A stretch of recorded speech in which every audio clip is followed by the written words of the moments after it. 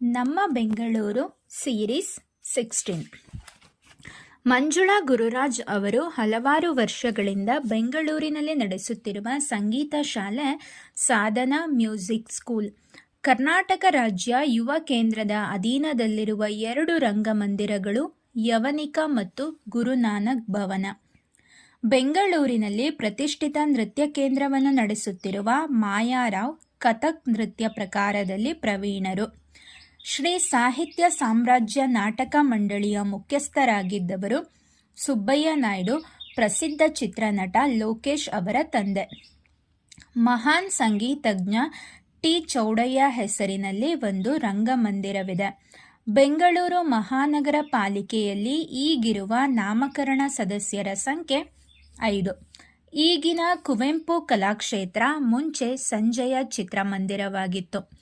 ಸುವಿಖ್ಯಾತ ಬೆಂಗಳೂರಿಗ ಅರುಣಾಚಲಪ್ಪನವರು harmonium ನುಡಿಸುವಲ್ಲಿ ಖ್ಯಾತರಾಗಿದ್ದರು.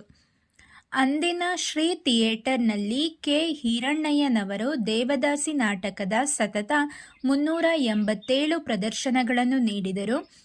ಈಗ ಈ ಜಾಗದಲ್ಲಿ ಬ್ರಾಡ್ವೇ ಹೋಟೆಲ್ ಇದೆ.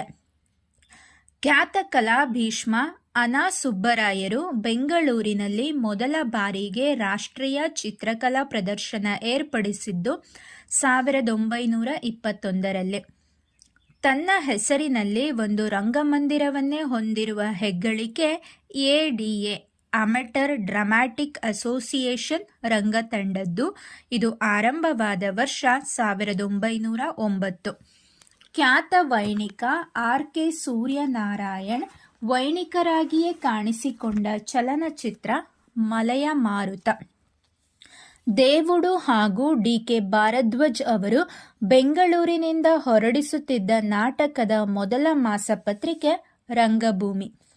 ಅಮೆರಿಕಾದ ಛಾಯಾಚಿತ್ರ ಸೊಸೈಟಿಯ ಗೌರವ ಫೆಲೋಶಿಪ್ ಪಡೆದ ಮೊದಲ ಪ್ರತಿಭಾವಂತ ಕನ್ನಡಿಗ ಬೆಂಗಳೂರಿನವರಾದ ಸಿ ರಾಜಗೋಪಾಲ್. ಶೇಷಾದ್ರಿಪುರಂನಲ್ಲಿರುವ 80 ವರ್ಷ ಪೂರೈಸಿರುವ ಸಂಗೀತ ವಿದ್ಯಾಲಯ ಸರಸ್ವತಿ ಸಂಗೀತ ಶಾಲೆ. ಬೆಂಗಳೂರು ಗಾಯನ ಸಮಾಜದ ಸ್ಥಾಪಕರು KS ಚಂದ್ರಶೇಖರ್ ಅಯ್ಯರ್. ಭಾರತದ ಮೊಟ್ಟಮೊದಲ ಅಂತಾರಾಷ್ಟ್ರೀಯ ಕಲಾ ಗ್ಯಾಲರಿಯೊಂದು ಬೆಂಗಳೂರಿನಲ್ಲಿ ಪ್ರಾರಂಭವಾಗಿದ್ದು ಇದು ಇಂದಿರಾನಗರದಲ್ಲಿದೆ. ಧಾರ್ಮಿಕ ವಿಚಾರಗಳಿಗೆ ಮೀಸಲಾಗಿರುವ ಬೆಂಗಳೂರಿನಿಂದ ಪ್ರಕಟವಾಗುತ್ತಿರುವ ಪ್ರಸಿದ್ಧ ವಾರಪತ್ರಿಕೆ ಬೋಧಿವೃಕ್ಷ. ಬೆಂಗಳೂರಿನ ಸೆಂಟ್ ಮಾರ್ಕ್ ರಸ್ತೆಯಲ್ಲಿರುವ ಸುಪ್ರಸಿದ್ಧ ಕಲಾ ಗ್ಯಾಲರಿ ಸಾಕ್ಷಿ ಗ್ಯಾಲರಿ.